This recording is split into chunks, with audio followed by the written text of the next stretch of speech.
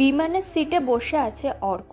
বিমানে বসে ভাবছে পুরনো কথাগুলো, যাদের জন্য আজ সে নিজের পরিবার থেকে আলাদা।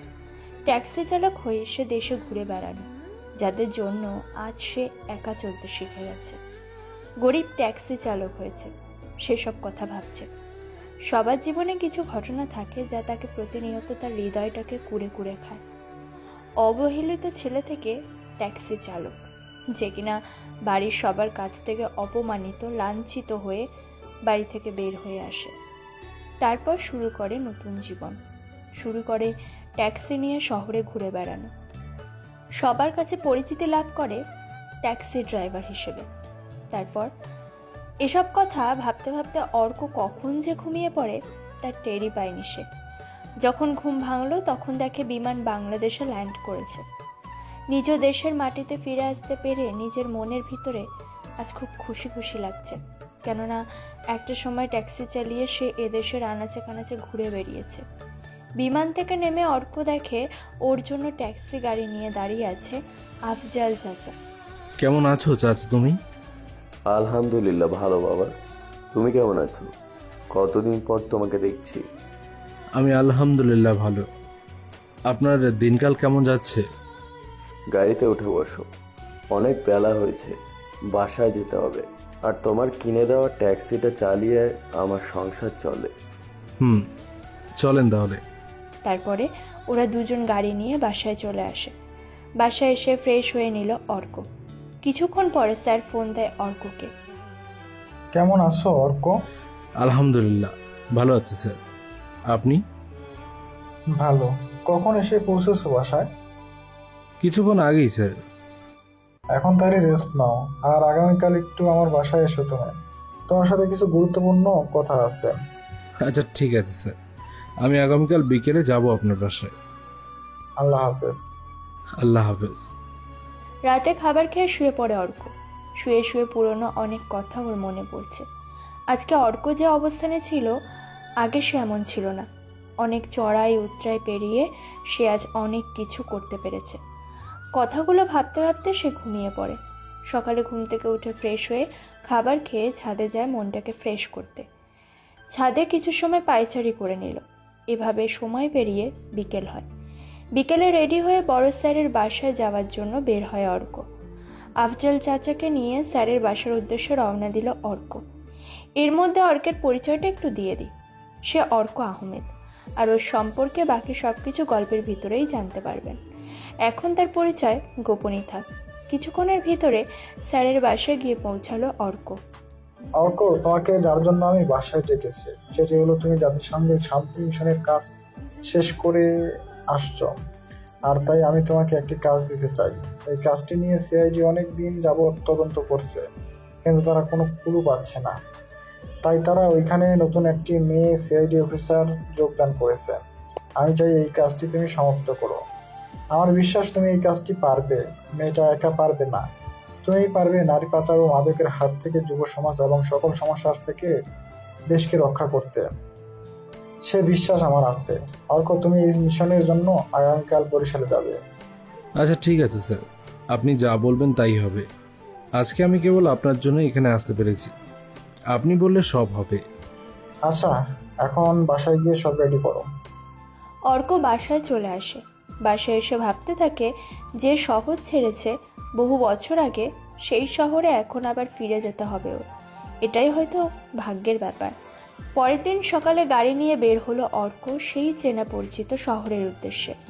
বেশ কিছু সময় পর ঢাকা থেকে বরিশালে এসে পৌঁছে স্যারকে ফোন দিল অর্ক। স্যার একটি সরকারি খরচে ফ্ল্যাট ভাড়া করে দিল তাকে। অর্ক গাড়ি পার্ক করে সেই বাড়িতে চলে আসে। এটা এখন ওর বাড়ি। সে সোজা রুমে প্রবেশ করে। ফ্রেশ হয়ে নিচে এসে কিছু খাবার খেয়ে রুমে চলে আসে। বিছানায় শুয়ে অর্ক তার পুরনো সিমটাকে অন করলো। আজ প্রায় 5 বছর পরে এই সিমটাকে অন করলো অর্ক। অন করে যখন ফোনের কন্ট্যাক্ট নাম্বারগুলো চেক করা শুরু করে, তখন একটা নাম্বার দেখে পুরনো স্মৃতিগুলো মনে পড়ে গেল অর্কের। সব কিছু বাদ দিয়ে সাকিবের ফোন নাম্বার বের করে অর্ক সাকিবকে ফোন দিল। কিছুক্ষণ পরে সাকিব ফোনটা ধরল। আসসালামু আলাইকুম, কেমন আছিস অর্ক? আলহামদুলিল্লাহ ভালো, তুই কেমন আছিস? আলহামদুলিল্লাহ ভালো। তোর কোনো খবরই নাই। তুই এতদিন পরে ফোন দিলি কেন? তোকে আমি প্রায় 1.5 বছর আগে অনেকগুলো ফোন দিয়েছিলাম, কিন্তু তোর ফোন বারবার বন্ধ পাইছি। কিসের জন্য ফোন দিয়েছিলি? তোর আদরের ছোট বোন আজ প্রায় 2 বছর যাবৎ অসুস্থ। ও তোর জন্য সারাক্ষণ কান্না করে, আর তার জন্যই তোকে ফোন দিয়েছিলাম। তুই কোথায় আছিস? সেই পুরানো কলেজ মাঠে আছি, আগে যেখানে আমরা থাকতাম। তুই একটু শহরের ভেতরে মেজর পাড়ার এই জায়গায় আয়। আমি সেখানে আছি। আমি এখনই সেখানে আসছি, দাঁড়া। কিছু সময়ের মধ্যে সাকিব বাইক নিয়ে সেই জায়গাতে চলে আসে। অর্কের বলা ডিরেকশন অনুসারে অর্ককে খুঁজে বের করে সাকিব। সাকিব অর্ককে দেখে বলে, তোকে তো দেখে চেনাই যাচ্ছে না। ট্যাক্সি ড্রাইভার থেকে যেন সাহেব হয়ে গেছিস। ও তাই? সাকিব, আমাদের বাসা কি এখনো সেই আগের জায়গায় আছে? সেখানে আছে। ও আচ্ছা, ঠিক আছে। অর্ক বের হয়, একটা রিক্সা নিয়ে রওনা দিল তার পুরনো বাসার উদ্দেশ্যে। বাসার গেটের সামনে এসে অর্ক তো পুরোই অবাক, কেননা অর্ক যখন বাসা থেকে চলে গিয়েছিল তখন ওদের বাসা এমন ছিল না। পুরনো ঘর ভেঙে এখন অনেক বড় বাসা তৈরি করা হয়েছে। অনেক বড় বাসা, যা দেখতে একদম রাজপ্রাসাদের মতো। অর্কের বাবা এখন একজন নামকরা বড় ব্যবসায়ী হয়েছে। অর্ক রিক্সার ভাড়া দিয়ে বাসার ভিতরে প্রবেশ করলো, যদিও অর্ককে কেউ এখন চিনতে পারবে না। অর্ক বাসার ভিতরে প্রবেশ করে বাসার দারোয়ানের কাছে জিজ্ঞেস করলো, আঙ্কেল, ফারিয়া আছেন? ফারিয়ার রুম কোনটা জানেন? আপনি কে, আর আপনাকে কেন আমি মিম সাহেবের রুমের কথা বলবো? আপনি ফারিয়ার কাছে গিয়ে এই কাগজটা দেবেন, তারপরে ও যা বলবে তা করবেন। আচ্ছা ঠিক আছে, দেন। দারোয়ান চিঠিটা নিয়ে ভিতরে যায়, ফারিয়াকে চিঠিটা দেয়। ফারিয়া পড়ে চিঠিটা, দারোয়ানকে যেতে বলে।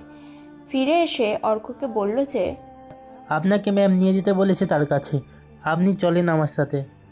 হুম। তারপরে অর্ক দারোয়ানের সাথে ফারিয়ার রুমে এলো। অর্ক রুমে প্রবেশ করার পরে দারোয়ান চলে গেল।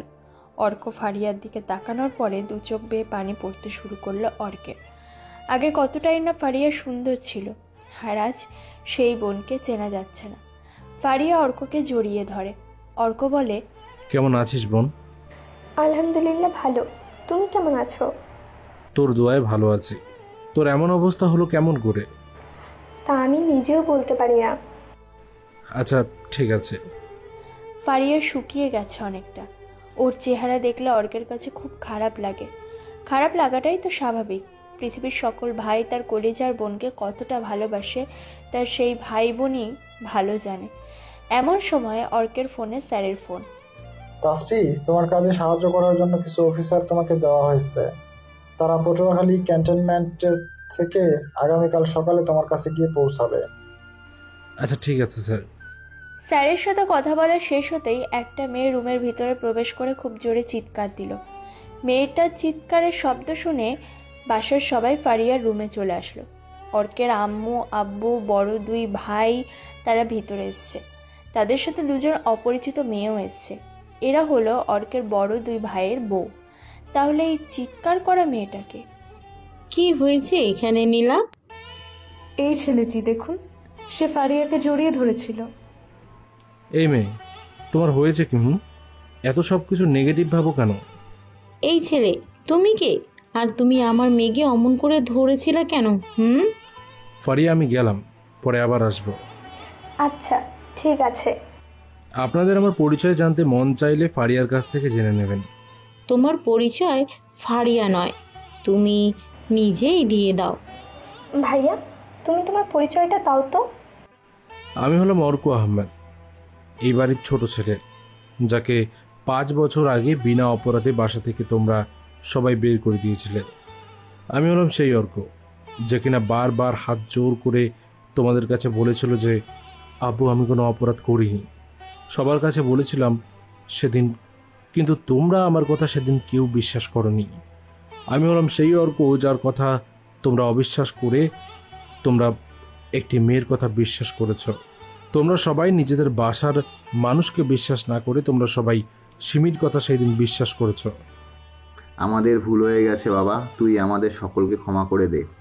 আপনাদের আমি অনেক আগেই মাফ করে দিয়েছি। তাহলে আজ থেকে তুই আমাদের সাথে থাক বাবা, যাস না আমাদের ছেড়ে। সেটা আর কখনো সম্ভব না।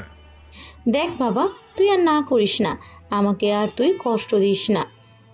আম্মু, আমি আজ শুধু তোমার জন্য থেকে গেলাম, তবে তোমার সাথে আমার কিছু কথা আছে।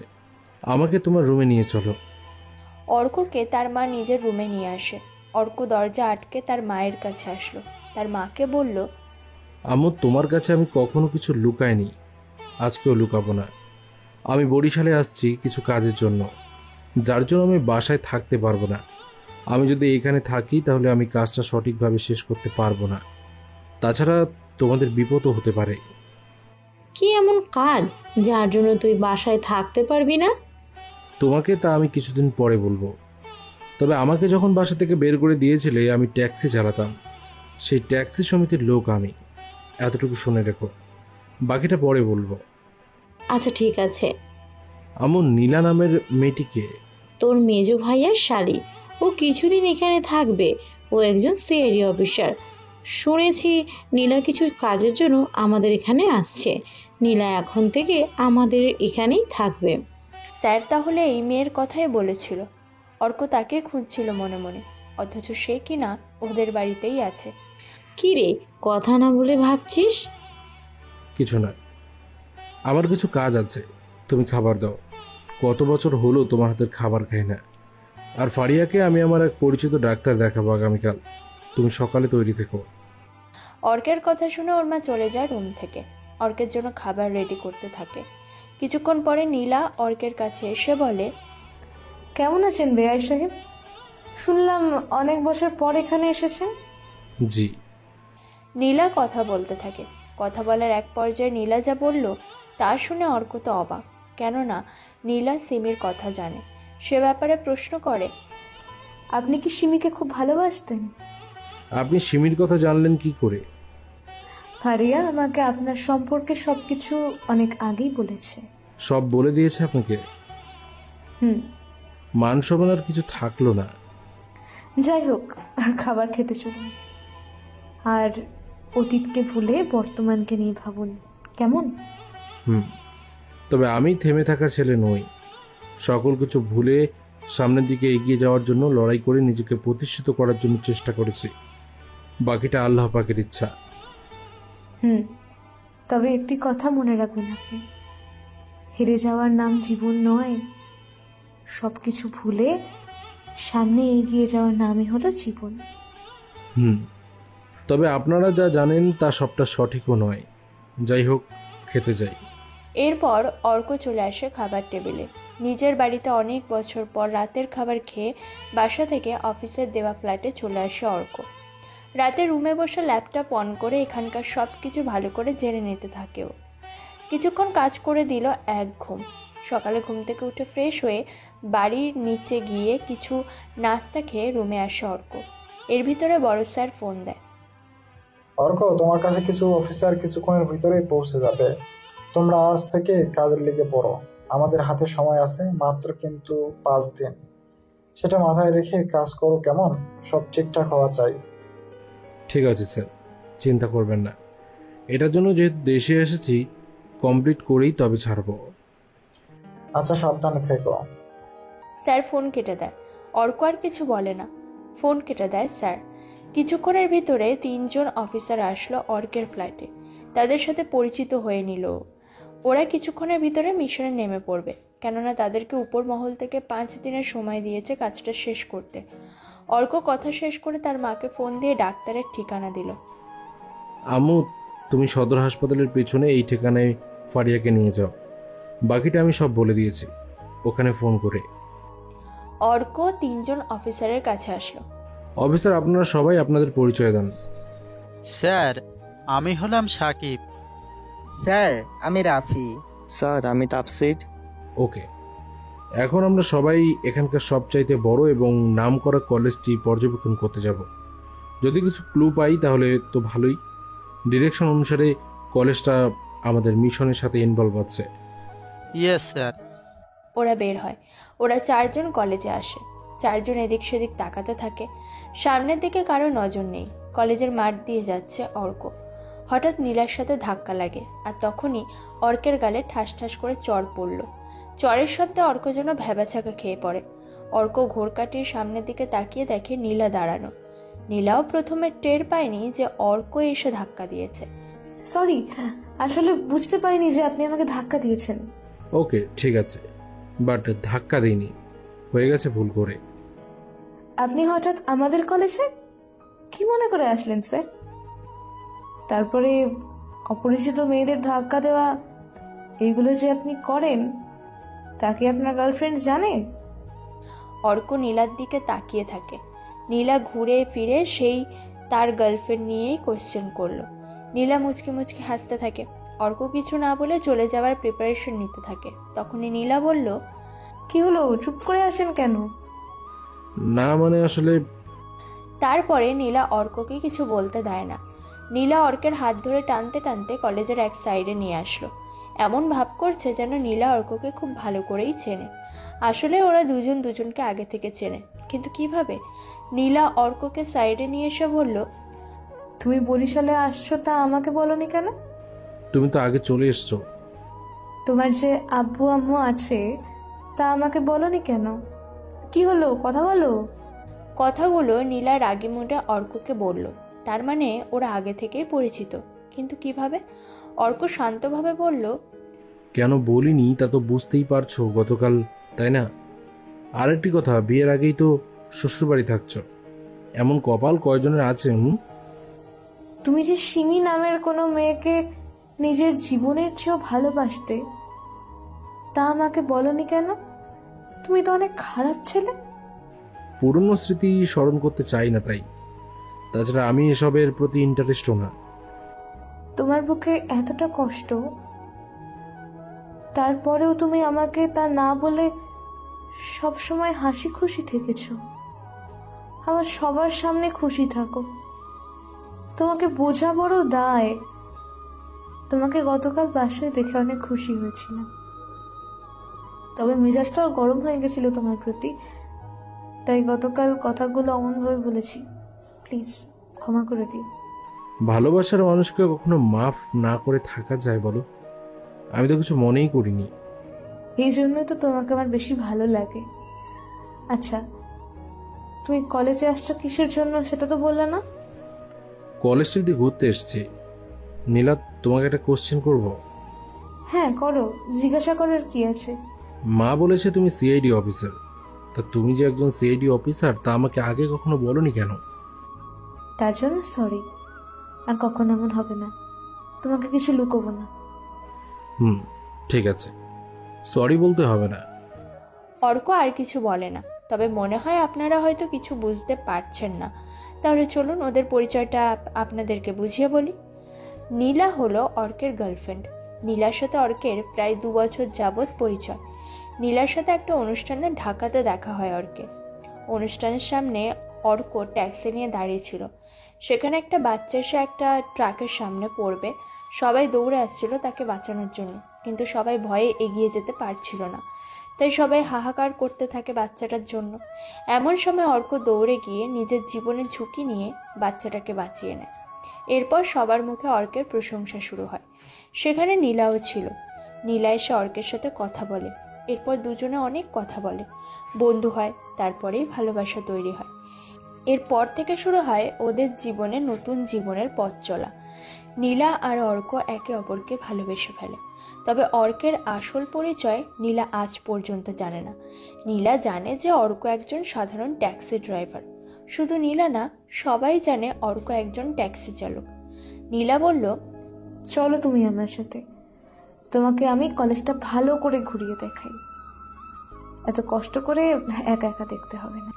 অর্ক চোখের ইশারায় তাপসীদেরকে দূরত্ব রেখে অর্কের পিছে পিছে আসতে বলে এবং সব দিকে ভালো করে পর্যবেক্ষণ করতে বলে।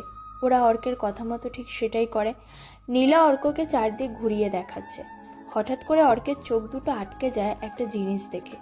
কেননা একটা ছেলে কলেজের পিছনের দিকে একটা ব্যাগে করে কি যেন নিয়ে যাচ্ছে, আর ছেলেটা সেই কাজটা খুব ভয় আর সাবধানের সাথেই করছে। ছেলেটাকে দেখে অর্কের সন্দেহ হলো কিছুটা, তাই রাফিদেরকে চোখের ইশারায় ছেলেটিকে ফলো করতে বলে। চলো, আমরা দুজন একটা গাছের নিচে বসি, তোমার সাথে আমার কিছু কথা আছে, খুবই জরুরি কথা। চলো ওদিকে বসি। ওকে, তাহলে এটি গাছের নিচে বসে চলো, শুনি তোমার জরুরি কথা কি আছে।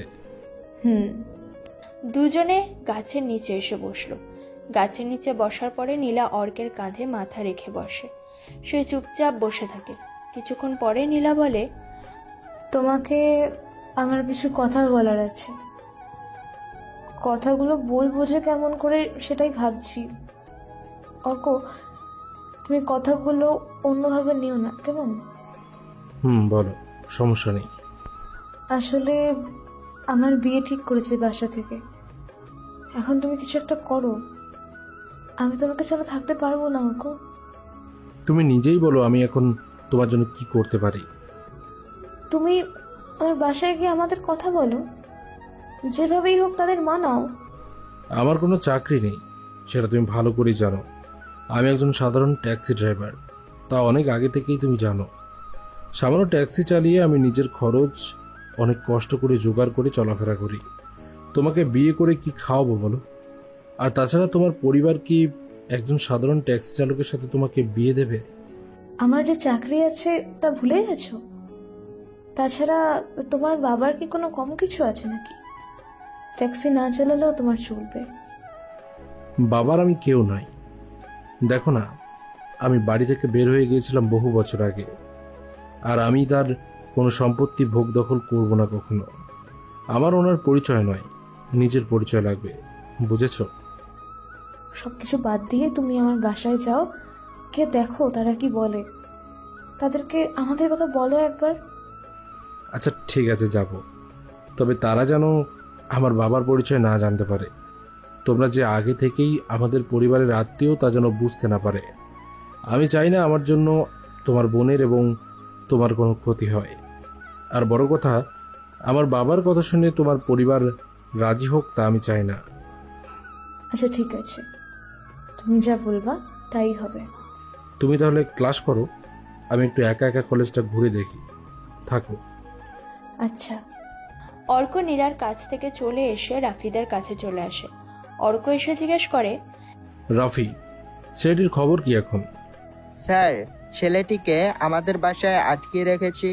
ছেলেটা ভয়ে আছে। এমন সময় বড় স্যার অর্ককে ফোন দিলেন।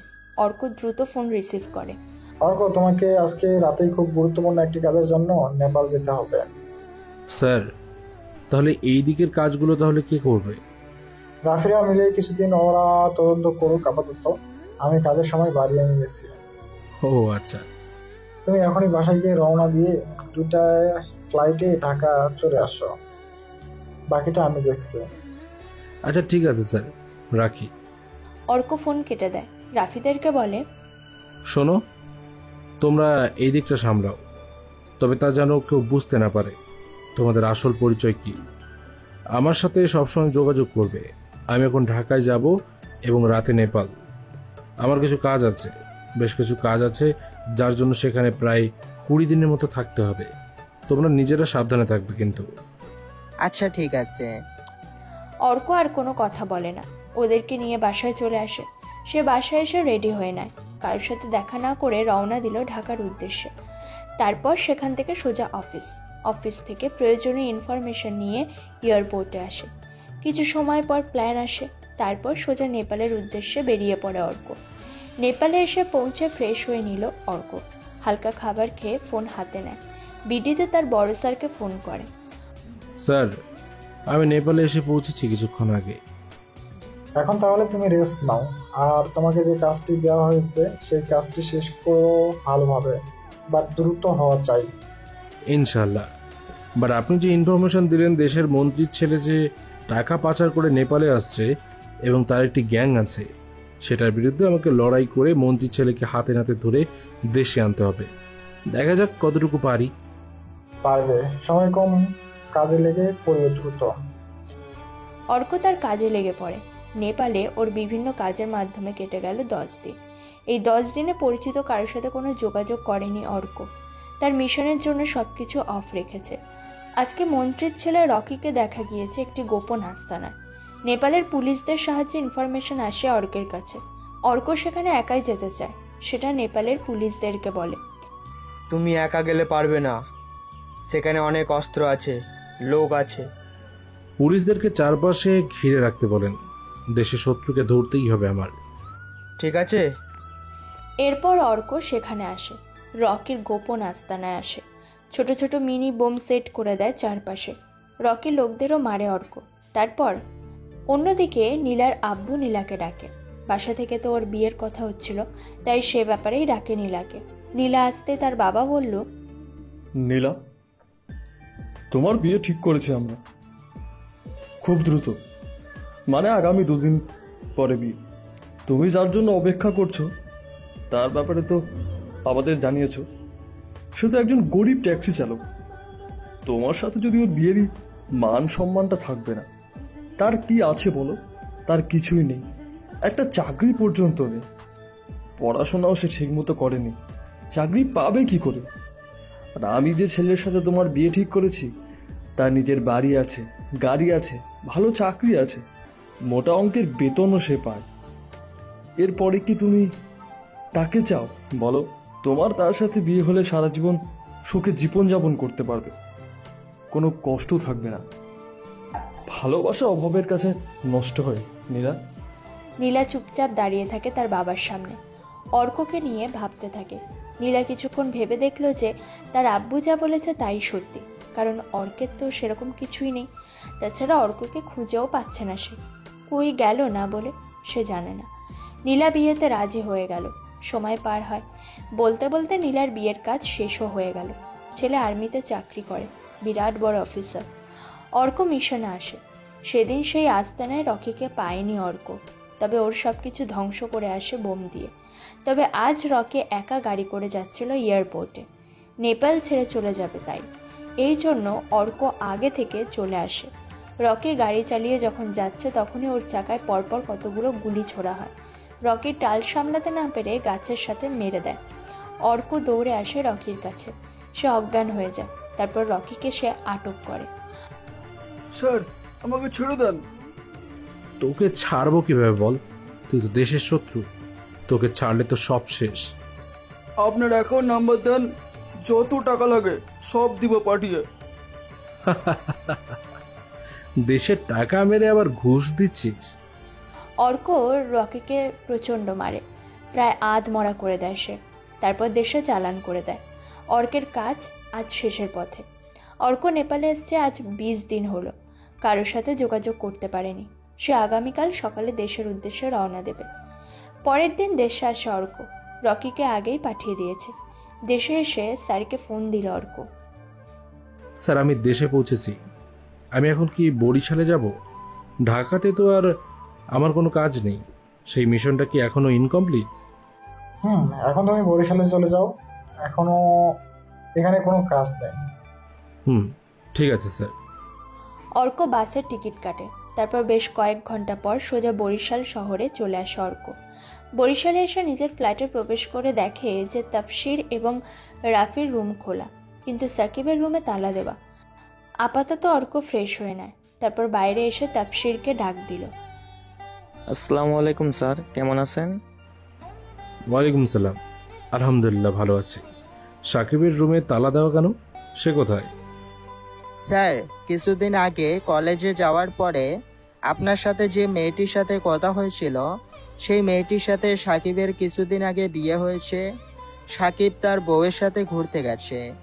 সাকিব এখন আর মিশনের কাজে তেমন একটি সময় দেয় না, সারাদিন বউ নিয়ে ব্যস্ত থাকে। ও আচ্ছা, ঠিক আছে। আচ্ছা, কাজ কত দূর বলো?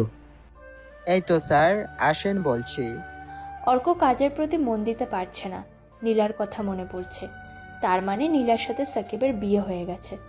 এখন বর্তমান মেয়েদের কিছুই বলার নেই। তারা যেখানে টাকা দেখবে সেখানেই টাকার পিছে ছুটে চলবে। সব সম্পর্ক মুহূর্তের ভিতরেই ভুলে গিয়ে। তারা কখনো কাউকে মন দিয়ে ভালোবাসে না। তাদের ভালোবাসাটা আসলে একটা অভিনয় মাত্র। এসব কথা ভাবতে খুব কষ্ট হচ্ছে অর্কের। তারপর অর্ক অন্যমনস্ক হয়ে পড়ে। সেই জন্য রাফি সেটা বুঝতে পেরে অর্ককে প্রশ্ন করল, স্যার, আপনি ঠিক আছেন তো? কোনো সমস্যা নেই তো? আমি ঠিক আছি, চিন্তা নেই। দুজনে কথা বলছিল। এমন সময় তাসফি সেখানে আসে। সে এসেই বলে, স্যার, কলেজে কিছু বকাটে ছেলে বলতে কলেজের বিবি ছোট ভাই আর তার পোলাপাইনেরা কলেজের মেয়েদের সাথে বাজে ব্যবহার করেছে, খুব বাজে আচরণ করেছে মেয়েদের সাথে। সাকিব এইমাত্র আমাকে ফোন দিয়ে জানালো। ও আচ্ছা, সবে রেডি হও, প্রয়োজনীয় অস্ত্র নিয়ে চলো সেখানে। অর্কের অর্ডার পেয়ে সবাই রেডি হতে যায়। অর্ক জানে সেখানে গেলে এখন আর ওদের পরিচয় গোপন রাখা যাবে না, সবার সামনে চলে আসবে। এতদিন অবধি অর্ক তার পরিচয় সবার কাছে গোপন রেখেছে। সবার সামনে সে ট্যাক্সি চালক হিসাবে নিজেকে প্রমাণ করেছে। আজ পর্যন্ত অর্কের আসল পরিচয় কেউ জানতে পারেনি, কিন্তু আজ তা সবাইকে জানানো ছাড়া অর্কের আর কোনো উপায় নেই। কারণ ভিপি ছেলেপুলেরা তাদেরকে সহজে ছাড়বে না, আর অর্ক না গিয়েও থাকতে পারবে না। কেননা নারীদের সম্মান অর্ক সবসময় করে, আর সারা জীবন করেই যাবে। এখন নিজেদের সিক্রেট মিশন বাদ দিয়ে সব কিছু ভুলে গিয়ে কলেজের মেয়েদের ইজ্জত রক্ষা করা হলো অর্কদের প্রধান কাজ। অর্ক সবাইকে আবার বলে, সবাই সবার পিস্তল নিয়ে তৈরি হও, এখন কলেজে যাব আমরা, দেরি যেন না হয়, কুইক। অর্ক আর কিছু বলে না, সে নিজের পিস্তলটা কোমরে গুজে নিয়ে বের হয় কলেজের উদ্দেশ্যে। পিছনে তাসফি আর রাফিও আছে। কিছু সময় পর কলেজের কাছে চলে আসে ওরা। হঠাৎ করে কলেজে 3টা গাড়ি প্রবেশ করে। গাড়িগুলো দেখে কলেজের সবাই অবাক। এক দৃষ্টিতে গাড়ি প্রবেশ করার দিকে সবাই তাকিয়ে আছে, কেননা গাড়িগুলো ছিল সিআইডি অফিসারদের। সিআইডিদেরকে কলেজে প্রবেশ করতে দেখে কলেজের সবাই অবাক। সিআইডি অফিসারদের ফোন করে নীলা কলেজে আসতে বলেছে। সবাই কলেজে এসে ভিপির ছেলেদের সামনে আসলো। সিআইডি অফিসার শুভ বলল, এই, তোদের এত বড় সাহস, কলেজের মেয়েদের সাথে খারাপ আচরণ করিস, আজকে তোদের মজা বোঝাবো। শুভর কথা শুনে ভিপির ভাই হাসিব হেসে দিল। সে হাসি থামিয়ে বলল, সাহসের কি দেখলি? আমি হলাম এখানকার এমপির ছেলে এবং এই কলেজের ভিপির ছোট ভাই। আমাকে মজা দেখানোর আগে নিজের চেয়ার না জানি আবার চলে যাই, বুঝছিস? আচ্ছা, তাই নাকি? এখন যে তোকে জেলে যেতে হবে, তারপর মজা কিভাবে পায় সেটা দেখবি। আপনার ফোনে এখনই একটি ফোন যাবে, তারপর বুঝবেন আমার সাথে এভাবে কথা বলার সাহস কোথায় যায়। হাসিবের কথা বলার পরে শুভর ফোনে একটা কল আসে। শুভ ফোনের দিকে তাকানোর সাথে সাথে শুভ একটা মেয়েকে ধরে তার দিকে বন্দুক তাক করে ধরে। সবাই শুভর দিকে তাকালো। এখন তোরা যদি আমাদেরকে কোনো ক্ষতি করতে চাস তবে। হাসিব পুরো কথা শেষ করতে পারেনি। হাসিব সেই শব্দটা বলার সাথে সাথে হাসিবের হাতে 2টো গুলি এসে লাগে। হাসিব মাটিতে লুটিয়ে পড়ে। এটা দেখে সবাই অবাক, কেমন করে এটা হলো? সবাই মাঠের দিকে ভালো করে তাকিয়ে দেখে 3জন ছেলে বাইকে করে এদিকে আসছে, আর তাদের হাতে বন্দুক।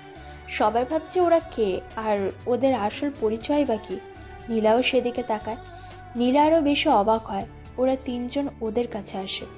যখনই অর্ক সবার কাছে এসে পৌঁছালো, তখনই সাকিব সবার ভিতর থেকে বলে উঠল, স্যার, আপনি এখানে? আপনি কখন নেপাল থেকে আসলেন? সাকিবের মুখে অর্ককে স্যার ডাকতে শুনে সবাই অবাক, বিশেষ করে নীলা তো আরো বেশি অবাক হয়। নীলা সাকিবের কাছে আসে, সাকিবকে বলে, সাকিব, তুমি অর্ককে স্যার বলছো কেন? তাকে কি তুমি আগে থেকে চিনো? স্যার হলেন বাংলাদেশের অন্যতম একজন আর্মির মেজর। তোমরা যে আর্মির মেজর অর্কের নাম শুনেছ, সে হলো উনি, যে কিনা শত্রুর বিরুদ্ধে রুখে দাঁড়িয়ে অনেক সুনাম অর্জন করেছে, যে কিনা দেশের বাইরে অনেক ভালো কাজের জন্য সরকারের কাছ থেকে অনেক মেডেল পেয়েছে। জাতিসংঘ শান্তি পুরস্কার পর্যন্ত সে পেয়েছে, যাকে কিনা আজ পর্যন্ত কেউ দেখতে পারিনি। সে হলো আমাদের এই স্যার। সবাই নাম শুনেছ, তবে সামনে থেকে দেখনি। কি? অর্কের পরিচয় জানতে পেরে সবাই অর্ককে স্যালিউট দিল। সবার ভিতরে চমকে যাওয়ার ব্যাপারটা দেখতে পেয়ে অর্ক মুচকি হাসে। তবে অর্কের আসল পরিচয় জানতে পেরে এখানে থাকা সকলের ভিতর থেকে একজন খুব চমকে উঠেছে। সে আর কেউ নয়, সে হলো নীলা। অর্কের দিকে তাকিয়ে নীলা মনে মনে বলে, এটা কি করে সম্ভব? ও এত বড় একজন অফিসার, তা আমার কাছে এতদিন লুকিয়ে রেখেছে। আর আমি কিনা টাকার লোভে পড়ে অন্য একজনকে বিয়ে করলাম। এটা আমার উচিত হয়নি। অর্ক এগিয়ে আসে। সিআইডি অফিসারদের অর্ক বলল, অফিসার, আপনারা এই লোকগুলোকে নিয়ে যান, বাকিটা তারপর আমি দেখছি। আর কোনো সমস্যা হলে আমাকে জানাবেন। সিআইডি অফিসারেরা হাসিবদের নিয়ে যায়। অর্ক সবার দিকে তাকায়। সবাই এতক্ষণে স্বাভাবিক হয়েছে। অর্ক রাফিদেরকে হাসিবের বিষয়ে খোঁজ নিতে বলে। ওরা সবাই চলে যায় সেখান থেকে। অর্ক যখন ভার্সিটিতে এসব করছিল তখন একটা মেয়ে দূর থেকে অর্কের দিকে তাকিয়েছিল। অর্ক কয়েকবার লক্ষ্য করলেও সেভাবে নেয়নি বিষয়টা। এই জন্য অর্ক কলেজ থেকে বের হয়, একটা রেস্টুরেন্টে আসে। অর্ক কোনো দিকে তাকায় না, সে একটা বেঞ্চে এসে বসলো। কিছুক্ষণ পরে ওয়েটার খাবার নিয়ে আসে। অর্ক খাবার খেতে যাবে তখনই নজর যায় দূরে একটি টেবিলে সেই মেয়েটি বসা, আর সেই মেয়েটি বসে তার ফোনের দিকে তাকাচ্ছে আর অর্কের দিকে একবার তাকাচ্ছে। বিষয়টা অর্ক প্রথমে কাকতালীয়ভাবে নিলেও এমন অনেকবার লক্ষ্য করেছে সে। অর্কের প্রচণ্ড নীলার কথা মনে পড়ছে। আজকাল যতবার নীলার কথা মনে পড়ে ততবারই ওর মাথার মধ্যে কেমন যেন একটা ব্যথা অনুভব হয়। এখন সে নীলার কথা ভাবছে খুব, আর হঠাৎ করে অর্কের প্রচণ্ড মাথা ব্যথা শুরু হয়। তারপরে আর অর্কের কিছুই মনে নেই। মেয়েটা দৌড়ে আসে অর্কের কাছে। অর্কের জ্ঞান নেই দেখে সে দ্রুত হাসপাতালে নিয়ে আসে। হাসপাতালে অর্ককে ভর্তি করায়। যখনই অর্কের জ্ঞান ফিরে তখনই সে তার বুকের উপর সেই মেয়েটাকে শুয়ে থাকতে দেখে। অর্ক অবাক হয়, সে মেয়েটাকে চিনতে পারে। মেয়েটা হলো সেই মেয়ে যে কিনা সারাদিন অর্কের উপরে নজর রেখেছিল। কিন্তু মেয়েটা কে? সে কেন পিছু নিয়েছে ওর? মেয়েটা যে কে সেটা অর্কের খুঁজে বের করতে হবে যে করেই হোক। মেয়েটা এখন ঘুমিয়ে আছে, সো এটাই ওর সময়। কিন্তু কি করে জানবে? মেয়েটাকে তো সে আর চেনে না, তাহলে মেয়েটার ইনফরমেশন কিভাবে পাবে? এইসব কথা ভাবছে অর্ক আর আশেপাশে তাকাচ্ছে। এমন সময় বেডের পাশে একটা টেবিল দেখতে পায় ও, আর টেবিলের উপরে একটা মোবাইল দেখতে পায়। মোবাইলটা মেয়েটারই হবে। হাতে নেবে কি নেবে না ভাবতে ভাবতে অর্ক ফোনটা হাতেই নেয়। অর্ক যখনই মোবাইলটা হাতে নেয় তখন অন করে দেখে যে ফোনে কোনো লক দেওয়া নেই। অর্ক অবাক হয়ে ফোনের দিকে তাকিয়ে থাকে, কারণ বর্তমানে এই যুগেও যে কেউ ফোনে লক দিয়ে রাখে না তা কি ভাবা যায় বলুন? মানে সে এত ইনোসেন্ট তো মনে হয় না। অর্ক ফোনটা হাতে নিয়ে সরাসরি মেয়েটার ফোনের গ্যালারি চেক করে। অর্কের কতগুলো ছবি সেখানে রাখা, যা দেখে অর্ক অনেক অবাক। তার মানে মেয়েটা অর্ককে অনেক আগে থেকেই চেনে। আরও অনেক কিছুই দেখলো অর্ক। এসব দেখে অর্ক এই মুহূর্তে নিজেকে বিশ্বাস করাতে পারছে না। এটা কি করে সম্ভব? অনেক আগের ছবিও আছে মেয়েটার কাছে। মেয়েটা কই ছিল এতদিন? কেন এতদিন অর্কের কাছে এত কিছু লুকিয়ে রাখলো মেয়েটা? এসবের মানে কি? মেয়েটা কে? কোথায় থাকে? কার সাথে কি কথা বলে সবকিছু অর্ক জেনে যায়। অর্ক যে তার সবকিছু জেনে গিয়েছে তা কখনো কারো কাছে ধরা দেবে না। রাত প্রায় 3টে বাজে। অর্কের এখান থেকে যেতে হবে। মেয়েটার ব্যাপারে সব জেনেছে অর্ক। এখন কিছুই করা যাবে না। অর্ক মেয়েটাকে তার বুকের উপর থেকে সরিয়ে দিল। সে অনেকটা সুস্থ। কেবিন থেকে সোজা চলে আসে রিসেপশনে। হাসপাতালের যত বিল ছিল তা পে করে বাসায় চলে আসে অর্ক। এখন অর্কের অনেক অসম্পূর্ণ কিছু কাজ আছে, আর সে কাজ আগামীকাল থেকে শুরু করবে। এই কাজ করতে গিয়ে যদি নিজে বেঁচে ফেরে তবে সবার কাছে দেখা হবে, তা না হলে হবে না, কারণ মেয়েটার মাধ্যমে সে অনেক বড় ইনফরমেশন জানতে পেরেছে। অর্ক এখন শুরু করবে ডাইরেক্ট অ্যাকশন। কেউ ছাড় পাবে না। সবার জন্য এখন থেকে আতঙ্কের একটা নাম থাকবে, আর সেটা হলো অর্ক। সব অন্যায়কারী এই নামটা শুনলেই ভয় পাবে। অর্ক এবার তার পাওয়ার দেখাবে সবার সামনে। এসব ভাবতে ভাবতে অর্ক বাসায় চলে আসে। কাউকে না ডেকে রান্নাঘরে ঢুকে কিছু খাবার খেয়ে নেয়। তারপর রুমে এসে শুয়ে ঘুম দিল একটা। অন্যদিকে মেয়েটার ঘুম ভাঙে। ঘুম থেকে উঠে দেখে যে অর্ক হাসপাতালে নেই। সে একাই হাসপাতালের বেডে শুয়ে আছে। মেয়েটা ডাক্তারের কাছে আসে, তাদেরকে প্রশ্ন করে, 17 নম্বর কেবিনের যে লোকটা ছিল ভর্তি হলো, তিনি কোথায়? তখন মেয়েটা ডাক্তারদের থেকে জানতে পারে, ম্যাম আপনার পেশেন্ট তো অনেক আগেই চলে গেছে, আর যাওয়ার আগে হাসপাতালের বিল সব পরিশোধ করেছে। মেয়েটা জিজ্ঞেস করে না আর কিছু। হাসপাতাল থেকে মেয়েটা অর্ককে খুঁজতে বের হয়। সকাল হয়, ঘুম ভাঙে অর্ক। অর্ক ঘুম থেকে রাফিদেরকে রেডি হতে বলে। অর্ক এখানে এসেছিল বিশেষ একটা মিশনে, আর সেটা হলো নারী পাচারের চক্র এখানে চলছে, সেটা ধ্বংস করতেই এসছে অর্ক এই শহরে। সবাইকে রেডি হতে বলে, আর এই মিশনের অনেক ইনফরমেশন ওই মেয়েটার ফোন থেকেই পেয়েছে অর্ক। এখানকার নারী পাচারকারী কারা, মাদক ব্যবসায়ী কারা, অন্যায় অত্যাচারকারী কারা, ছিনতাই কে করে, বিভিন্ন খারাপ কাজে নিয়োজিত মুখোশধারী মানুষগুলোর মুখোশ উন্মোচন করার মতো অর্কের কাছে সকল ডকুমেন্ট আছে এখন। সে চাইলেই চট জলদি সবার সামনে সেগুলো প্রকাশ করতে পারে। তবে অর্ক মেয়েটার থেকে এগুলো পেয়েছে। ওর অফিসাররা এতদিন থেকে এখানে জোগাড় করতে পারেনি। অর্ক তা হঠাৎ করেই পেয়ে গিয়েছে। তাছাড়া এটা তো অর্কের এলাকা, এখানে অর্কের ফ্রেন্ডের অভাব নেই। সে তার ফ্রেন্ডের সাহায্যে আরও ইনফরমেশন কালেক্ট করবে। স্যার, সাকিব বাসায় নেই। সে গতকাল বাসায় আসেনি। আর একটি কথা স্যার, আপনাকে গতকাল অনেকগুলো ফোন দিলাম, কিন্তু আপনি ফোন ধরলেন না কেন? কোথায় ছিলেন আপনি? কখন আসছেন বাসায় সেটাও তো জানি না। আমি একটু ব্যস্ত ছিলাম, তাই ধরতে পারিনি। আর বাসায় তো এসেছি তোমার ঘুমানোর পরেই। ঘুমিয়েছিলে তাই আর তোমাদের ডাকিনি। ওদের কারো কাছে গতকাল রাতের কথা অর্ক বলবে না সিদ্ধান্ত নিয়েছে, কারণ সে এটা বললে হয়তো পাঁচকানো হতে সময় লাগবে না। সেজন্য গোপন রেখে সাকিবের কথা বলল। তাসফি সাকিবকে ফোন করে এখনই আমার সাথে দেখা করতে বলো। এতদিন যত ও ইনফরমেশন কালেক্ট করেছে তা নিয়ে যদি চাকরি বাঁচাতে চায় তবে আমার সাথে যেন ইমিডিয়েটলি দেখা করে। জি স্যার, আমি এক্ষুনি তাকে জানাচ্ছি। ওরা রেডি হয়ে বের হয়।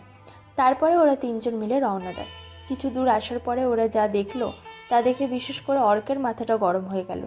কিছু ছেলে মিলে রিকশায় বসা গতকালের সেই মেয়েটিকে, অর্থাৎ যে মেয়েটা অর্ককে হাসপাতালে নিয়ে গিয়েছিল, সেই মেয়েটাকে হাসিবের লোকেরা ডিস্টার্ব করছে। মেয়েটা কোণঠাসা হয়ে গেছে যেন। অর্ক তাসফিকে বলে, তাসফি, গাড়িটার সামনে ওই রিক্সার কাছে দাঁড় করাও। ওখানে কিছু কাজ আছে। দেখছো ওখানে একটা মেয়ে ঝামেলাতে পড়েছে। জি স্যার। তাসফির ঠিক সেখানে এসেই গাড়ি থামায়। অর্ক দ্রুত গাড়ি থেকে বের হয়ে কোনো কথা না বলে বখাটে গুলোদের মারা শুরু করে। মারতে মারতে প্রায় আধমরা করে দেয়। তারপর অর্ক বলে, তোদের এত বড় সাহস মেয়েদেরকে রাস্তায় টিচ করিস? তোদের এত সাহস কে দিয়েছে? তোদের বোন কি নেই বাড়িতে? তারা এমন কিছু শিকার হলে কি করবি? তোদের মতো কিছু ছেলেদের জন্য আজ সকল ছেলেরা মেয়েদের চোখে খারাপ। তোদের তো আজকে আমি মেরেই ফেলবো। স্যার, ঠান্ডা হন। হ্যাঁ স্যার, সবাই দেখছে কিন্তু। তাসফি, পুলিশকে ফোন করে বলো এইগুলোকে থানায় নিয়ে যেতে। বাকিটা পুলিশ দেখবে। জি স্যার, আমি দেখছি। রাফি স্যারকে সরিয়ে নিয়ে যা। রাফি সরিয়ে আনে অর্ককে। তারপর তাসফির কথা মতো রাফি অর্ককে সরিয়ে নিয়ে যায়। তারপর তাসফি পুলিশকে কল করে। কিছুক্ষণ পর পুলিশ আসে সেখানে। পুলিশ বখাটেগুলোকে থানায় নিয়ে চলে যায়। অর্ক মেয়েটার দিকে তাকায়, মেয়েটাকে ভালো করে দেখে। পোশাক আশাকের অবস্থা দেখে অর্কের রাগ আরও বেড়ে যায়। সে মেয়েটার দিকে এগিয়ে এসে মেয়েটাকে বলে, আপনি একজন মুসলিম মেয়ে মানুষ হয়ে যে পোশাক পরে বের হয়েছেন, এগুলো কি ইসলাম সমর্থন করে বলুন? ইসলামের কথা বাদ দেন, সমাজে সব মানুষ কিভাবে দেখবে ভাবুন তো। এরকম বেপর্দাভাবে চলাফেরা করলে আপনাদেরকে বকাটেরা টিচ করবে না তো সালাম করবে? বাহিরে বের হলে পর্দা সহকারে বের হওয়া যায় নাকি? আর কিছু ছেলে আছে তারা এরকমই করে থাকে। ফলে আপনারা বলবেন সব ছেলেই খারাপ, তাই না? এত দামের পোশাক না পরে কম দামের একটা বোরকা কিনে বাহিরে বের হবেন, দেখবেন ইনশাআল্লাহ আপনাদের কেউ কখনো টিজ এবং বাজে মন্তব্য বা ইজ্জত করে ওপরে কেউ কখনো ক্ষতি করবে না। অন্তত বাজে দৃষ্টি থেকে তো হেফাজতে থাকতে পারবেন। আল্লাহ আপনাকে সকল সমস্যা থেকে হেফাজত করবে সব সময় ইনশাআল্লাহ। আপনি এখন বাসায় যান। তাসফির, গাড়ি স্টার্ট করো। অর্ক গাড়িতে উঠে বসে। তারপর ওদেরকে নিয়ে চলে আসে এখানকার এমপির বাসায়। এমপির বাড়িটা বিশাল। সিক্রেট মেজর অফিসার এমপির বাড়িতে এসেছে। এমপি সাহেব অর্ককে দেখে অবাক হয়, তবে স্বাভাবিকভাবে বলে, স্যার, আপনি হঠাৎ এই গরিবের বাসায় কি করেন? বসেন বসেন। আমি এখানে এসেছি আপনাদের সাথে কথা বলতে, কাজের কথা বলবো, ভালো করে শুনবেন। বলেন স্যার। আগে বলেন কি খাবেন? খেতে আসেনি বলেছি তো। আপনার সিমেন্ট, রড, লবণ ফ্যাক্টরি আছে না? তবে এইগুলোর নাম আপনি জানলেন কি করে? আপনার সকল 2 নাম্বারি কাজের প্রমাণ আমার কাছে আছে, বুঝলেন এমপি সাহেব। আপনি যে এসব ফ্যাক্টরির নামে 2 নাম্বারি কারবার করেন সেটা কিন্তু আমি জানি। মুখ সামলে কথা বলেন অফিসার। এটা আমার বাসা, সো কথাবার্তা বুঝে শুনে বলবেন, না হলে খারাপ হবে অনেক কিছুই। আমি কোনো অপরাধীকে কখনোই ভয় করে কথা বলি না, বুঝেছেন? আর বাড়ি বলেই তো সুন্দরভাবে বলছি, না হলে আপনি একজন এমপি হতে পারেন সবার কাছে, কিন্তু আমার কাছে আপনি একজন অপরাধী। অফিসার, আপনি কিন্তু বেশি বলছেন। আপনি আমার ক্ষমতা সম্পর্কে ধারণা আছে নিশ্চয়। আমি কি করতে পারি সেটা নিশ্চয় জানেন। এমপির এই কথা শুনে অর্কের মাথাটা গরম হয়ে গেল। সে রেগে যায়। রাগে তাসফিকে বলল, তাসফি, তুই এমপি সাহেবকে হ্যান্ডকাপ পরা, দেখি ওনার কোন বাপ খালু এসে ওনাকে ছাড়িয়ে নিয়ে যায়। ওনার ক্ষমতা না দেখলে আমারও ঘুম হবে না। সো ওনাকে জেলে নিয়ে একটু এমপির আপ্যায়ন করিস, কেমন? এমপি সাহেব তো আমার থানার অতিথি তো। ঠিক আছে স্যার, আপনি যা বলবেন তাই হবে। অর্ক একটি কাগজে সাইন করে রাফির হাতে দিল। তাসফি এমপিকে হাত করা পড়ায়। এমপিকে সেখান থেকে নিয়ে যায় তাসফি, আর অর্কের সাইন করা পেপারটা রাফির দিকে বাড়িয়ে দিয়ে রাফিকে বলে, রাফি এই কাগজটা সাকিবকে দিবে।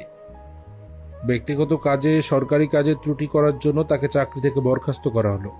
তাকে জানিয়ে দেবে সে যেন আর অফিসে না আসে। স্যারকে মেসেজ করে বলেছি আমি। আচ্ছা ঠিক আছে স্যার, আমি তাকে জানিয়ে দেব এ ব্যাপারে। রাফিও চলে যায়। তাসফি তো আগে থেকে এমপিকে নিয়ে চলে গেছে। অর্ক সব ডকুমেন্ট পাঠিয়ে দেবে থানায়। ওদেরকে থানায় পাঠিয়ে দিয়ে বাইরে এসে গাড়িতে উঠে স্যারকে ফোন দিল অর্ক। স্যার ফোন রিসিভ করে। স্যার, এমপিকে ধরেছে। তার অপরাধের সমস্ত প্রমাণ আমাদের কাছে আছে। সবকিছু আমি খুঁজে বের করেছি। যে কাজটি কেউ করতে পারেনি আজ সেটি তুমি করে দেখালে অর্ক। তোমার জন্য আমাদের অনেক গর্ব হয়, বুঝছো বাবা। এমপি যে খারাপ তা আমি জানতাম, কিন্তু প্রমাণ ছিল না এতদিন। এজন্য তোমাকে পুলিশ কমিশনার এখানে আনতে বলেছিল, তাই এনেছি। কাজটি শেষ করে দিলে ভালোই হয়েছে। স্যার, আমি সাকিবকে চাকরি থেকে... বাকি কথাটা স্যার অর্ককে বলতে দেয় না। বাকিটা স্যার নিজেই অর্ককে বলল, তাকে চাকরি থেকে বরখাস্ত করেছো, এই তো, কোনো সমস্যা নাই। তোমার যা ভালো লাগে তা করো। আর কোনো সমস্যা হলে আমাকে তুমি বইলো, এসব নিয়ে তোমার ভাবতে হবে না। ঠিক আছে স্যার। কিন্তু তুমি এত দ্রুত এসব কিছু জানলে কিভাবে? স্যারের কথা অর্ক চুপ হয়ে থাকে কিছু সময়, তারপর বলে, স্যার, আজকে থেকে বেশ কয়েকদিন ধরে আমি এখানে আসার পর কিছু ঘটনা ঘটে। আমরা প্রথম যেদিন এখানে এসে একটা লোককে সন্দেহের বশে আটক করি, কিন্তু ছেলেটাকে মারেনি। তাকে আমাদের ইনফর্মার হিসেবে কাজে লাগিয়ে দিই। আর এটা এমপি জানতে পারে, তাই সে একটা মেয়েকে আমার পেছনে লাগিয়ে দেয়। কিন্তু মেয়েটা আমাকে পছন্দ করে, তবে আমার সামনে কখনো আসেনি। আমার পিকচার মেয়েটার ফোনে ছিল। আমি যতটুকু বুঝতে পেরেছি, মেয়েটা আমাকে সতর্ক করার জন্য পিছু নিত। মেয়েটাও এমপির শিকার ছিল। সে নারী পাচারের মতো কাজে নিয়োজিত ছিল, সেজন্য আমার সামনে আসেনি। যখন আমি মেয়েটার ফোন চেক করি, তখন মেয়েটার ফোনে সব ডিটেলস খুঁজে পাই। মেয়েটা নির্দোষ স্যার, চিন্তা নেই। সমস্যা হলে জানাবো আপনাকে। আচ্ছা ঠিক আছে, যাও এখন, কিছুদিন এনজয় করো বাড়িতে। রাখলাম। ঠিক আছে স্যার। বড় স্যার ফোন রেখে দেয়। অর্ক এমপির বাড়ি থেকে গাড়ি নিয়ে সোজা বাসার উদ্দেশ্যে রওনা দেয়। কিছু সময় পর বাড়িতে আসলো অর্ক, কিন্তু বাসায় এসে যা দেখে তা দেখে অর্ক কিছুটা অবাক হয়। কারণ তারই বাড়িতে সাকিব এবং নীলা এসে রয়েছে আগে থেকে। তারা দুজন অর্কের মেজ ভাবির সাথে কথা বসে বলছে। অর্ককে এই বাসায় দেখে সাকিব বসা থেকে দাঁড়িয়ে যায়। অর্ককে দেখেই বলে, স্যার, আপনি এখানে মানে কোনো কাজে আসলেন? আমাদের বাসায় আমি আসবো না তো কি অন্য কেউ আসবে বলো? গল্প করো। অর্ক আর কোনো কথা না বলে উপরের ঘরে চলে আসে। অর্ক সোজা ফারিয়ার রুমে প্রবেশ করে। ফারিয়া অর্ককে দেখা মাত্রই অর্ককে জড়িয়ে ধরে। অর্ক কান্না করে দেয় নিজের বোনের শরীর খারাপ দেখে। অর্ক বলে, এখন কেমন আছিস রে ফারিয়া?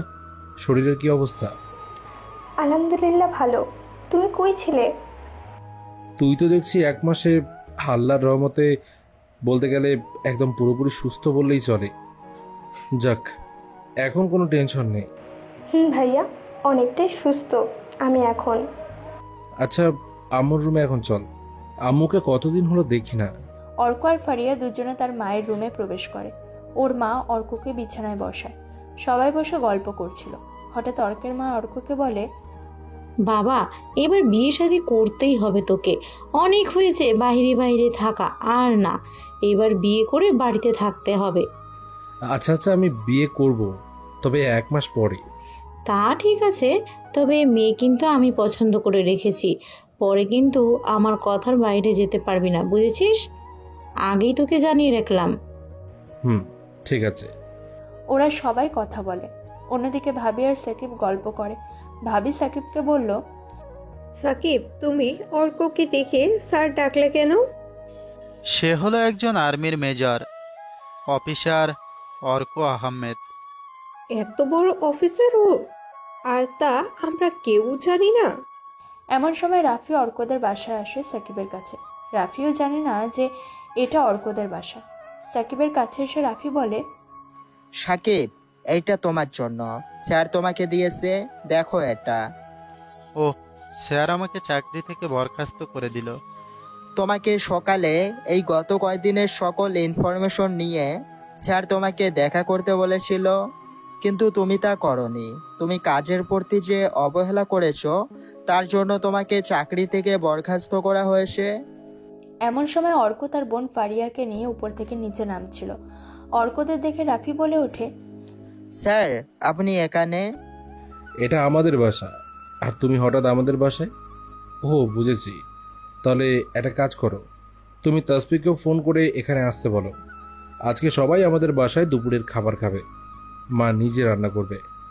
এখন তোমরা সবাই গল্প করো, আমি বাইরের থেকে ফারিয়াকে নিয়ে ঘুরে আসি। এটা বলে অর্ক তার বোনকে নিয়ে চলে আসে। সবাই আড্ডা দিতে থাকে, আর ওরা দুজন অনেকক্ষণ ঘোরাঘুরি করে বাসায় চলে আসে। বাসায় এসে অর্ক ফ্রেশ হয়ে শুয়ে পড়ে। বেশ কিছু সময় পর অর্ককে খাবার খেতে ডাকে। সবাই একসাথে খাবার খেয়ে নেয়। অর্ক তার রুমে আসতে থাকে। হঠাৎ পিছন থেকে নীলা তাকে ডাক দেয়। অর্ক দাঁড়ায়। অর্ক, তোমার সামনে আসতে লজ্জা করে এখন। আমি তোমাকে চিনতে পারিনি, বড় ভুল হয়ে গেছে। আমি কিন্তু তোমাকে ভালোবাসি। থাক, বাকিটা বলা লাগবে না। যে মেয়ে টাকার জন্য আবার গরিব ছেলে ছেড়ে চলে যায়, সেই মেয়ের মুখে আমাকে ভালোবাসার মতো পবিত্র কথা মানায় না। আশা করি বুঝতে পারছো। আমার সাথে কথা বলার চেষ্টা করবে না। অর্ক এসব বলে নিজের রুমে চলে আসে। নীলার খুব কান্না পাচ্ছে, কিন্তু এসবের কোনো মূল্য এখন নেই। অর্ক ঘুমিয়ে পড়ে তার রুমে এসে। ঘুম থেকে উঠে ফ্রেশ হয়ে ছাদে আসে সে। ছাদে এসে দেখে রাফি আর ফারিয়া দুজনে গা ঘেঁষে হেসে কথা বলছে। অর্ক একটা কাশি দিল, সাথে সাথে দুজন দুদিকে সরে দাঁড়ায়। অর্ক ছাদে এসে দুজনকে ডাকলো। রাফি এবং ফারিয়া এদিকে এসো। রাফি, আমি কোনো কথা পেঁচিয়ে বলা পছন্দ করি না। আমি যা বলবো তার সঠিক উত্তর দিবা। জি স্যার, বলুন। রাফি, তুমি কি ফারিয়াকে ভালোবাসো? হ্যাঁ স্যার। ফারিয়া, তোর কিছু বলার আছে এতে? তুমি যা ভালো বুঝবে তাই হবে ভাইয়া। রাফি, তোমার বাবা মাকে আমাদের বাসায় বিয়ের প্রস্তাব নিয়ে আসতে বলো। স্যার, ঠিক আছে। সবাই মিলে কথা বলছিল। এমন সময় অর্কের ফোনে একটা কল আসে। অর্ক ফোন রিসিভ করতে ফোনের ওপাশ থেকে একজন সিআইডি অফিসার ফোন করেছে। আর যা বলল তা শুনে অর্ক বেশ অবাক হয়। সিআইডি অফিসার হলো একজন মেয়ে। এখানে নতুন অফিসার এসেছে, আর সে হলো একজন মেয়ে। কিন্তু অর্কের নাম্বার কোথায় পেল? আপনি কি অর্ক বলছেন? হ্যাঁ। সিআইডি অফিসে দেখা করুন। আমার কাছে একজন ক্রিমিনাল আছে, যে কিনা আপনাদের মিশনের শেষ টার্গেট ছিল। তাকে আমরা গ্রেফতার করেছি, জলদি আসুন। অর্ক আর দাঁড়ায় না, সে দ্রুত তৈরি হয়ে সোজা সিআইডি অফিসে চলে আসে। অফিসের ভিতরে প্রবেশ করে অর্ক। সে যখন এসিপির রুমে প্রবেশ করে, সেখানে যাকে দেখে তাকে দেখে অর্ক তো আরও অবাক। কেননা সে আর কেউ নয়, সে হলো সেই দিনের মেয়েটা যে কিনা অর্ককে রেস্টুরেন্ট থেকে হাসপাতালে এনেছিল। রাস্তায় ছেলেরা ডিস্টার্ব করছিল, সেই মেয়ে। তবে অর্ক কিছুটা জানে যে মেয়েটাকে, সেজন্য সেদিন রাস্তায় ইচ্ছে করে ঝাড়ি দিয়েছিল অর্ক মেয়েটিকে। এর কারণ সেদিন হাসপাতালে বসে অর্ক যখন তার ফোনটা নিয়ে অনেকক্ষণ ঘাটে, তখন তার ফোনে তার পরিচয় সম্পর্কে অর্ক জানতে পারে। আর এই মেয়েটি অর্কের কাছে অপরিচিত হলেও তার কাছে অর্ক পরিচিত। মেয়েটা তাকে হেল্প করেছে এমপিকে ধরতে। আর বড় কথা, অর্ক মেয়েটাকে চিনেছিল। যখন মেয়েটার ফোন ঘাটার সময় বারবার কল আসছিল একটা নাম্বার থেকে। অর্ক নাম্বার যখন চেক করে, তখন দেখে এটা ওদের বড় স্যারের নাম্বার। তার মানে হলো এই মেয়েটা হলো বড় স্যারের মেয়ে, আর সেটা স্যার অর্কের কাছে গোপন রাখে। আর সেই ছদ্মবেশে অর্ককে নোটিস করত। মেয়েটা অর্কের জন্যই এখানে এসেছে। মেয়েটা অর্ককে অনেক ভালোবাসে, এটা অর্ক আগে থেকেই জানে। আর অর্ককে সবসময় ওর নজরে রেখেছে। আর সেই মেয়েটার নাম হলো মায়া। অর্ক চেয়ারে বসে বলল, কেমন আছেন ম্যাম? আমি আপনার কোন জন্মের ম্যাম? আপনি আমাকে নাম ধরে রাখবেন। আমার নাম? আপনার সম্পর্কে আমি সবকিছু জানি, তা আমাকে আর কিছু বলতে হবে না। আপনি আমার সম্পর্কে সব জানলেন কি করে? সেটা বলা যাবে না। আর আপনি ভুলে যাবেন না যে আমি কে আর কি আমার পরিচয়। তা অবশ্য ঠিক, তবে বলেন তো দেখি আমার নাম কি? আপনার নাম হলো মায়া। আপনার বাবা, সে হলো আমাদের বড় স্যার। আর আপনি এখানে এসেছেন একজন মানুষের খোঁজে, যাকে আপনি না দেখেই প্রায় 3 বছর যাবৎ নিজের জীবনের থেকেও বেশি ভালোবাসেন। আমার কথা কি ঠিক আছে মিস মায়া? তবে আমার একটা প্রশ্ন, আর সেটা হলো, আপনি আমার সম্পর্কে কি করে জানলেন? এই প্রশ্নের উত্তর কিন্তু আমি আপনাকে কিছুক্ষণ আগে দিয়েছি। কি সব খালি আপনি আপনি করে আমাকে ডাকছো তুমি? সবকিছু জেনেও কেন তুমি আমাকে আপন করে নিচ্ছ না? আমাকে যদি তুমি পেতে চাও তবে তা আমার আম্মুর কাছে গিয়ে বলো। তোমার আম্মু যে বলেছে তার মেয়ে পছন্দ করা আছে আর তাকে তোমার বিয়ে করতে হবে, সেই মেয়েটিকে জানো তুমি? আমার কাছে আম্মু বললে তো জানবো বলে, সে আমাকে এই বিষয়ে কিছুই বলেনি। কিন্তু আপনি জানেন কিভাবে এসব? তখন যেহেতু কিছু জানোনি, তবে এখন শুনে রাখো, তোমার সাথে আমার বিয়ে ঠিক করা হয়েছে।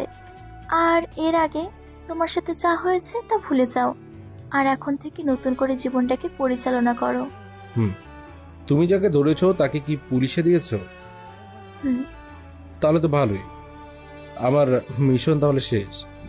ভালো থাকো, বেঁচে থাকলে আবার দেখা হবে। অর্ক কথাটা বলে উঠল। তারপর মায়ের সাথে কথা বলে বাসায় চলে আসে অর্ক। বড় স্যারকে ফোন দেয় সে। উনি রিসিভ করতে অর্ক বলে, স্যার মিশন তো শেষ, সবাই ধরা পড়েছে, এখন আর মায়ার এখানে থাকার দরকার নেই। আচ্ছা, তাহলে ও একটু ঘুরুক নতুন এলাকা, তারপর না হয় দেখা যাবে। আচ্ছা। অর্ক ফোন রেখে দিল। অর্কের আরও একটা মিশনের কাজ বাকি আছে। অর্ক চায় না এই মিশনটাতে কোনোভাবে তার দুর্বল জায়গা মাস্তানরা খুঁজে পাক। মিশন এখনও শেষ হয়নি। অর্ক চাচ্ছে না ওর জন্য এই মিশনে মায়া জড়িয়ে কোনো সমস্যার সম্মুখীন হোক। অর্ক বাসায় আসে রাতে। তার মায়ের সাথে কথা বলে অর্ক তার রুমে আসলো। ফ্রেশ হয়ে ল্যাপটপ হাতে নেয়। রুমে বসে ল্যাপটপ অন করে। একটা ভিডিও ফুটেজ দেখতে পায়। একটা ছেলেকে কতগুলো লোক মিলে ছিনতাই করছে। অর্ক মনোযোগ দিয়ে ভিডিও দেখতে থাকে। এমন সময় ওর রুমে কেউ একজন ঢোকে। অর্ক দরজা লক করেনি। সে রুমে এসে সোজা অর্ককে জড়িয়ে ধরল। অর্ক চমকে ওঠে। পিছনে ঘুরে মেয়েটাকে দেখে অর্ক পুরোই অবাক হয়, কেননা সে আর কেউ নয়, সে হলো মায়া। মায়া অর্কের ভয় পাওয়া দেখে মায়া হেসে বলে, কি করছো মেরি জান? তুমি এখানে কেন? কিভাবে আসছো? দরজা দিয়ে আসছি। বলো না কি করছো? তেমন কিছুই না। কাজ বাদ, আসো প্রেম করি। এরপর ওরা দুজন বসে বসে গল্প করতে থাকে। মায়া কিছু সময় পর রুম থেকে চলে যায়। অর্ক আর কিছু না করে ঘুমিয়ে পড়ে। সকালে ঘুম থেকে উঠে রাফিকে নিয়ে বেরিয়ে পড়ে কলেজের উদ্দেশ্যে। একটা ফাইনাল মিশন অর্কের এখনো বাকি আছে, আর সেটা হলো নারী পাচারকারী সংঘ। কলেজ থেকে প্রথম বর্ষ ভর্তি হওয়া মেয়েরা গায়েব হয়ে যায়, তাদেরকে পাচার করে দেওয়া হয়। সেটার মিশন কমপ্লিট করতে এখনো বাকি। অর্ক কলেজে এসে বলে, রাফি, তাসবি এখানে কিন্তু অনেকে আমাদেরকে চেনে, তাই মুখের দাড়িগোপ যেন না খুলে যায়। সাবধান, কেউ যেন জানতে না পারে। কেউ জানতে পারবে না স্যার, নিশ্চিত থাকুন। আমাদের যে করেই হোক এই নারী পাচারকারী গডফাদারকে ধরতে হবে। একজনকেও ছাড়া যাবে না। সবাইটাকে গোড়া থেকে উপরে ফেলতে হবে, তার যে কোনো মূল্যে।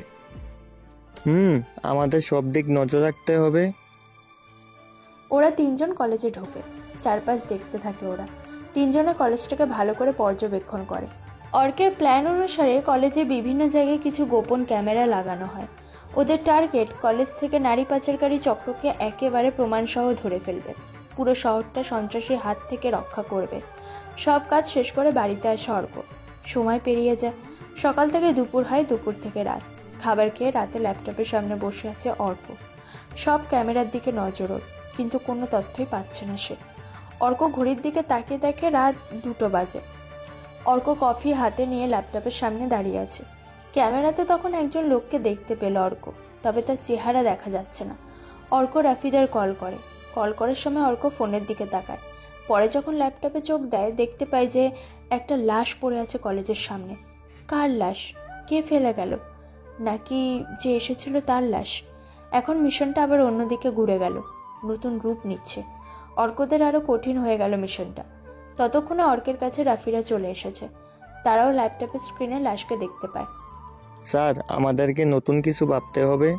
নারী পাচারকারী থেকে খুনি বের হয়ে এলো নাকি? আগামীকালকে কলেজে আরও ক্যামেরার সংখ্যা বাড়াতে হবে। আশেপাশে সবখানে ক্যামেরা বসাতে হবে, সাবধানে।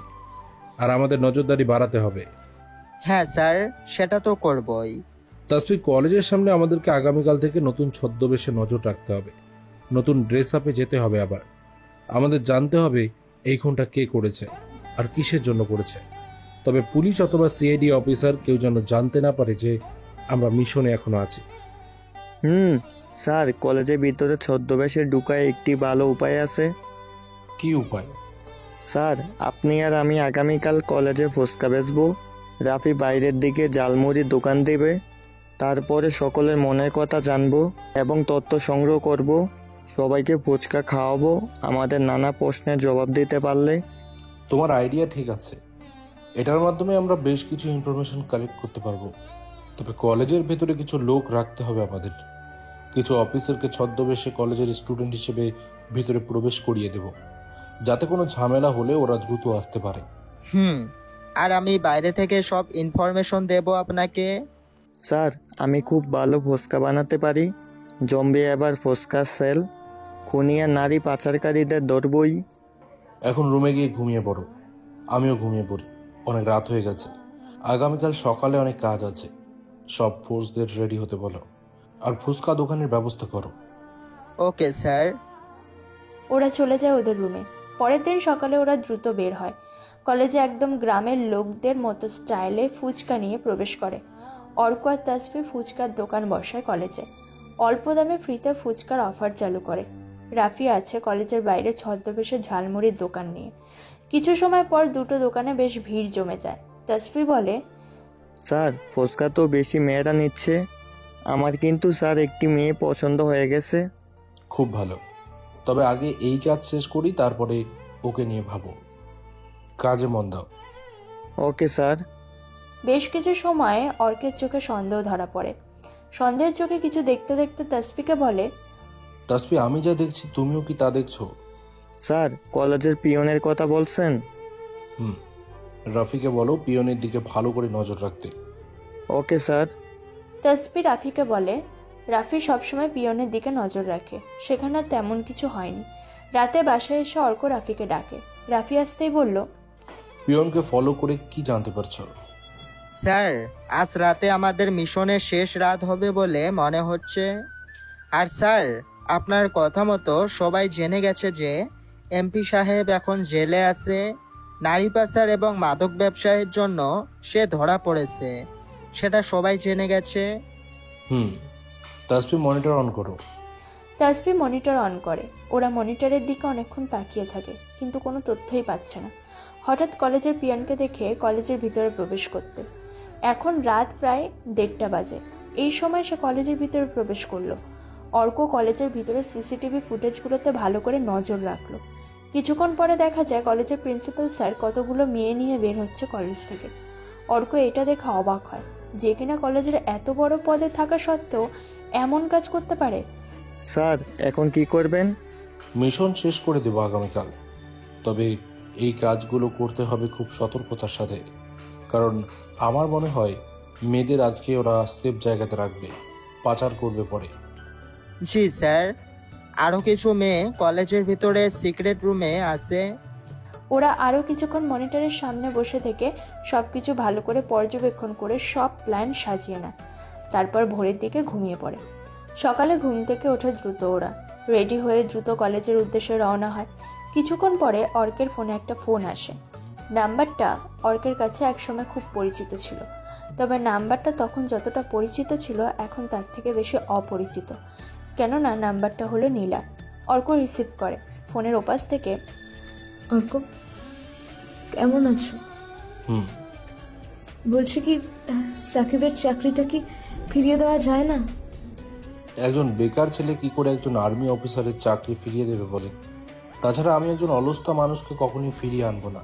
একটিবার ভেবে দেখো। আমার হাতে কিছু নেই, আপনি বরং বড় স্যারের সাথে কথা বলেন। রাখলাম। অর্ক ফোন কেটে দেয়। তাসফিকে বলে, তাসফি, গাড়ি একদম কলেজের পাশে রাখবে। আমাদের আগে মেয়েগুলোকে উদ্ধার করতে হবে, তবে তা খুব সতর্কতার সাথে। স্যার, এখন কি করবেন?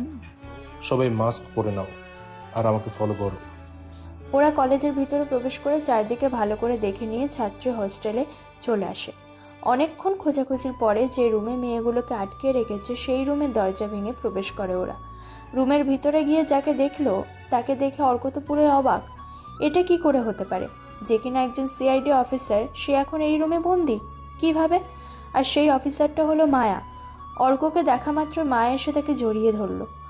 মায়া, তুমি এখানে আসলে কেমন করে? আমার মাথা তো কিছুই ঢুকছে না। গতকাল যখন আমি অফিস শেষে রাত করে বাসায় আসছিলাম, তখন কিছু গুন্ডা এসে আমাকে অজ্ঞান করে এখানে নিয়ে আসে। কিন্তু তুমি এখানে আসলে কি করে? আমি কে তা কি ভুলে গেছো? আমি সব খবরই রাখি। আজ বুঝতে পারলাম কেন তোমাকে তোমার ডিপার্টমেন্ট থেকে এতটা সম্মান করা হয়। তোমার কাজের তুলনা হয় না। তোমার কাজে প্রতিটা ধাপ থাকে রহস্য। এই জন্যই তোমাকে আমার কাছেও অনেক ভালো লাগে। তাসফি, তুই সবাইকে নিয়ে কলেজের মাঠে আয়। আমি আর রাফি এবং মায়া কলেজের অধ্যক্ষ স্যারের রুমে যাচ্ছি। অর্ক রুমে আসে। স্যারে, কেমন আছেন স্যার? ভালো, আপনি কেমন আছেন? আপনারা আমাদের আর ভালো থাকতে দিলেন কই? মানেটা হলো কলেজের মেয়েদেরকে এবং কলেজের বাহিরের মেয়েদেরকে পাচার করে কে? কলেজের মেয়েদেরকে প্রতি রাতে একজন মেয়েকে ধর্ষণ করে কে স্যার? আপনি বিনা প্রমাণে আমাকে এসব কথা শোনাতে পারেন না। ও তাই নাকি? রাফি, মায়াকে নিয়ে ভেতরে আসো। স্যার মায়াকে দেখে ঘাবড়ে গেল। অর্ক হেসে বলে, আরো প্রমাণ লাগবে? এই মেয়েকে এখানে এনে কি বোঝাতে যাচ্ছেন? ঠাস ঠাস করে স্যারের গাল বরাবর অর্ক চড় মারল। কেমন লাগে এখন? তোর মুখোশ আজ প্রকাশ পাবে। অর্ক স্যারের শার্টের কলার ধরে মাঠের ভিতরে নিয়ে আসে। কলেজের সকল স্যার এবং ছাত্রছাত্রীরা সবাই মাঠে আসে। অর্ক সবার উদ্দেশ্য করে বলে, আপনারা এতদিন যাকে কলেজের অধ্যক্ষ স্যার হিসেবে জানেন, তার আসল পরিচয় কি কেউ জানেন? সে আসলে অধ্যক্ষ স্যার নয়। যার আজকে এই কলেজে অধ্যক্ষ স্যারের চেয়ারে বসার কথা ছিল, তাকে এই পৃথিবীর মায়া ত্যাগ করানো ওই জানোয়ারটা, এই লোকটি হলো একজন ধর্ষক, নারী পাচারকারী, মাদক ব্যবসায়ী। সবাই অর্কের কথা শুনে অবাক হয়ে যায়। তাসফি, মেয়েগুলোকে তাদের ঠিকানা অনুযায়ী পাঠিয়ে দাও। আর কলেজের পিয়ন কই? স্যার, কাকু এই যে। পিছন থেকে রাফি কথাটা বলল। দুজনকে ধরে নিয়ে জেলে ভরে দে। ফাঁসির রায় না আসা পর্যন্ত জেলে বসে প্রচুর। সব কাজ এবং অর্কের মিশন আজ সমাপ্ত করে স্যারের সাথে কথা বলে বাসায় চলে আসে অর্ক। তোর মিশন তো এখন শেষ। আগামীকালই তোর বিয়ে, আর তুই এই বিষয়ে কোনো কথা বলবি না। দেখো আম্মু, সামান্য একটা মেয়ের কারণে তোমরা আমাকে ঘর ছাড়া করে দিয়েছিলে। অপরাধ ছিল আমি নাকি মেয়েটাকে বাজে কথা শোনাতাম, টিচ করতাম। তার কথা বিশ্বাস করে আমাকে বাড়ি থেকে বের করেছিলে। তারপর আমি রিক্সা চালিয়েছি, অটো চালিয়েছি, শেষে ট্যাক্সি চালিয়ে পড়াশোনা করেছি। একদিন আর্মি স্যারের ওপরে গুন্ডারা অ্যাটাক করে। উনি ভয়ে আমার ট্যাক্সিতে ওঠেন। ওনাকে আমি ওদের থেকে ফাইট করে বুদ্ধি দিয়ে বাঁচিয়ে নিই। তারপর উনি আমার ব্যাপারে সব শোনে। উনি আর্মির মেজর পদে চাকরির ব্যবস্থা করে দেয়। এইসব বাদ দে, আমরা সব তোর স্যারের থেকে শুনেছি। যা রুমে যা। অর্ক রুমে এসে কিছুক্ষণ রেস্ট নিল। কিছুক্ষণ পরে, ভাইয়া, আগামীকাল তো তোমার বিয়ে, আমাকে এখন তুমি মার্কেটে নিয়ে যাবে? আচ্ছা চল এখন তাহলে, তবে বাসার সবাইকে রেডি হতে বল। সবাইকে নিয়ে মার্কেটে যাব। সবাই মিলে মার্কেটে আসে। বেশ কিছু সময় মার্কেট করে বাসায় চলে আসে। কিছুক্ষণ পরে ওদের বাসায় নীলা এবং সাকিব চলে আসে। তবে অর্ক তাদেরকে দেখে কোনো কথা না বলে নিজের রুমে চলে আসে। রাফি আর তাসফি, তোমরা কই? স্যার আসছি। ভাবিকে তার বাসায় পৌঁছে দিয়ে আসতে দেরি হচ্ছে স্যার। আচ্ছা ঠিক আছে। আজ অর্কের আর মায়ার বিয়ে। সবকিছু ঠিকঠাক মতো ইসলামিক নিয়মে বিয়েটা সম্পন্ন হয়। সমস্যাটা বাজলো বাসর ঘরে প্রবেশের পরে। অর্ক ভিতরে প্রবেশ করার পরে দেখে যে মায়া অনেক বড় ঘোমটা দিয়ে খাটের উপর বসে আছে। অর্ক ধীরে ধীরে খাটের কাছে গিয়ে দাঁড়ায়। খাটের উপর বসে যখনই মায়ের ঘোমটা তোলার চেষ্টা করে, এমন সময়, এই, তুমি আমাকে টাচ করবে না। কেন? গতকাল থেকে আজকে একটিবারও কি আমার কথা মনে পড়েনি? আমাকে একটিবারও ফোন কেন করোনি? তার সাজা এখন তোমাকে পেতে হবে। ফ্রেশ হয়ে এসো, নফল নামাজ আদায় করব এখন। নামাজ শেষে যখন আবার খাটে বসলো দুজন, এখন আমাকে একদম টাচ করবে না। আজকে সারা রাত আমাকে গল্প শোনাবে তুমি। আজকে অনেক রেগে আছে মায়া। রাগ ভাঙানোর জন্য যা করার অর্ককে এখনই করতে হবে। অর্ক মুচকে একটা হাসি দিয়ে দুজনের চার ঠোঁট এক করে দিল। তারপর লাইট অফ। আপনাদের আপাতত আর না জানলেও চলবে।